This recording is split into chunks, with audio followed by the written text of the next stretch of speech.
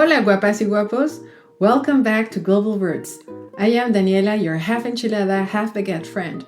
Settle in as we embark on a new chapter of my journey, bridging the vibrant cultures of Mexico and France.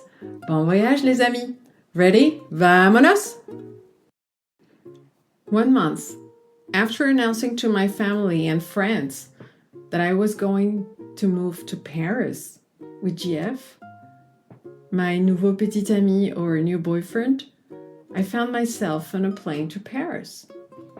But this wasn't just any trip. It marked the beginning of my new life as an inmigrante in a city that promises romance and adventure. I was super excited, almost like I was heading off on vacation. But deep down, I knew this was way bigger. I was leaving behind everything familiar. Mi México lindo y querido, chinga! To start a whole new life in a different continent, a different culture. Well, everything was going to be different. I mean, how do you even start to pack 30 years of your life into a suitcase when you are moving countries? There is no YouTube tutorial for that. No one can teach you how to do that. I did my best, stuffing everything into 2 big suitcases. Well, as big as possible, considering the size and weight limitations. And I even managed to include some traditional Mexican gifts for GF and his family. Honestly, if you had told me a year ago that I would be moving to Paris because of someone I met on a dating app, I would have laughed really hard, like really, really hard. April 28, 2016 marked the day I officially moved to Paris. It was definitely surreal. GF welcomed me warmly at the airport. No funny massage or accessories this time. We navigated through the busy airport, as busy as it can get, it's Paris's biggest airport. So we went to his car and drove to his so-called apartment in the 19th arrondissement, a part of Paris I had never explored really. Unlike the charming old streets and romantic vibe you see in movies like Amélie, the 19th arrondissement was totally urban, really busy, and full of the everyday noise and activity of Parisian life. The apartment, which ended up being a studio, well, it was indeed a surprise, to say the least.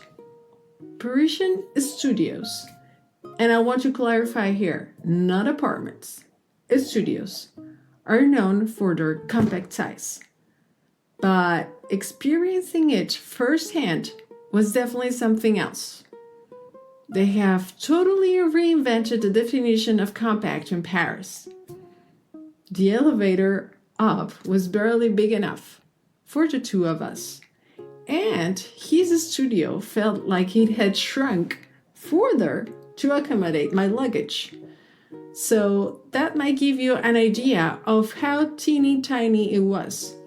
Despite the shock of the tiny apartment, it was nothing like the big 95 square meter place I had back home. GF had set up a really nice surprise. A beautiful orchid and a tasty lemon tart, my favorite, were waiting for me on the table, which, by the way, also served as our living room and bedroom. The integration process began shortly after settling in. As a Mexican tourist, I could only stay in Paris for up to 3 months. If I wanted to extend my stay, legally of course, I needed to navigate the French bureaucratic maze to secure a visa. My options were limited. Find a job that would sponsor a work visa, going back to school. No thank you. Or Dun, dun, dun, dun. Mary GF. We were definitely not ready to walk down the aisle. So we opted for a PAX, Pacte Civil de Solidarité, which is basically a form of civil union in France that provides some, but not all of the legal protections, and I'm quoting here, of marriage. We naively hoped it would simplify my visa process. But no, nothing can be simple here. Why make things simple when we can make them complicated, right? This is the unwritten slogan of many things in France. But then you would say, working hard and no partying? Hello? Where is the welcome committee for this joyita mexicana that just landed? Pas de problème. GF is a very social guy, with friends, pretty much in every corner in France. He had arranged an evening with a diverse group of his Parisian friends, people he had met during his skiing trips and who would actually have stepped right out of a lively Parisian novel.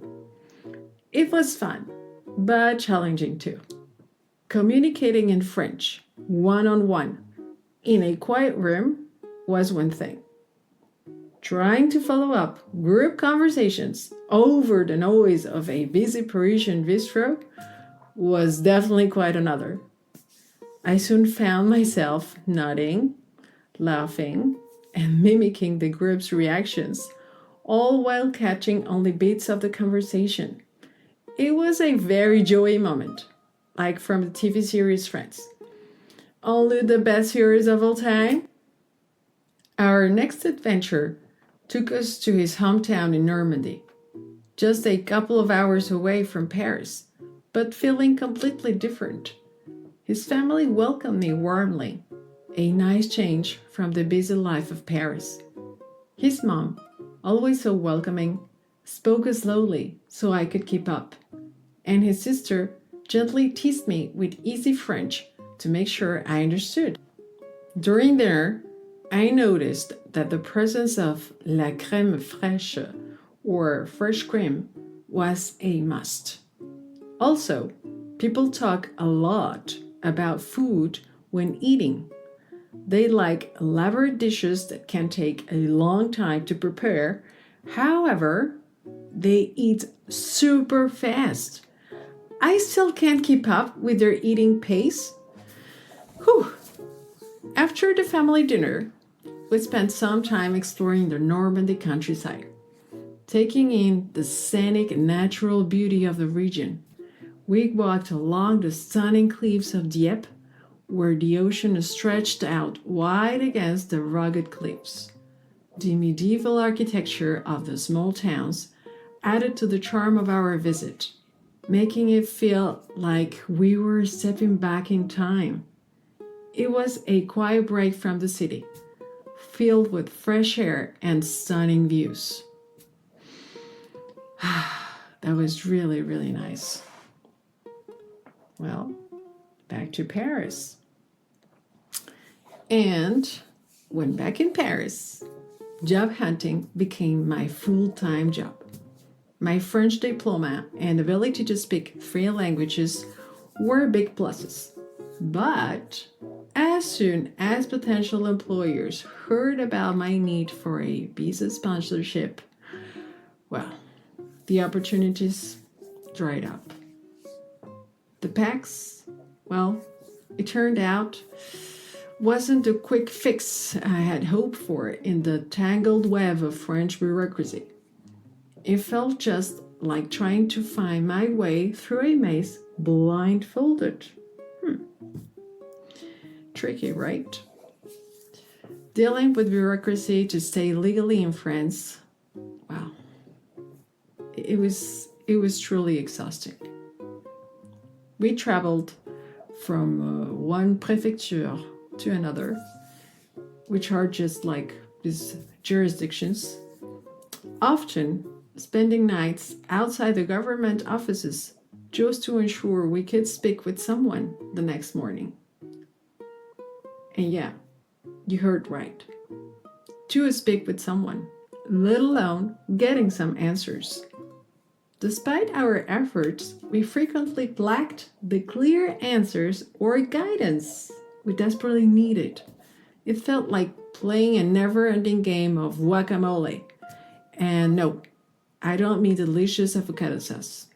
Just when we thought we had resolved one bureaucratic issue, another would pop up, forcing us to start all over again elsewhere. Yet, within this chaos, a job opportunity emerged that seemed tailor-made for me. It required trilingual skills, French, Spanish, English, experience with the American market, and bid management expertise. It was nice to see some resemblance of light starting to show at the end of the tunnel. So, what do you think? Did I get the job? How do you think the next steps unfolded? Each day brought new challenges, but also new joys. Whether it was mastering a new French phrase, discovering a hidden cafe or bistro in Paris, or simply learning to live and love in what was quickly becoming my new home city. Stay tuned as I continue to share this roller coaster journey of love, adaptation, and the pursuit of dreams in the City of Lights, here on Global Roots.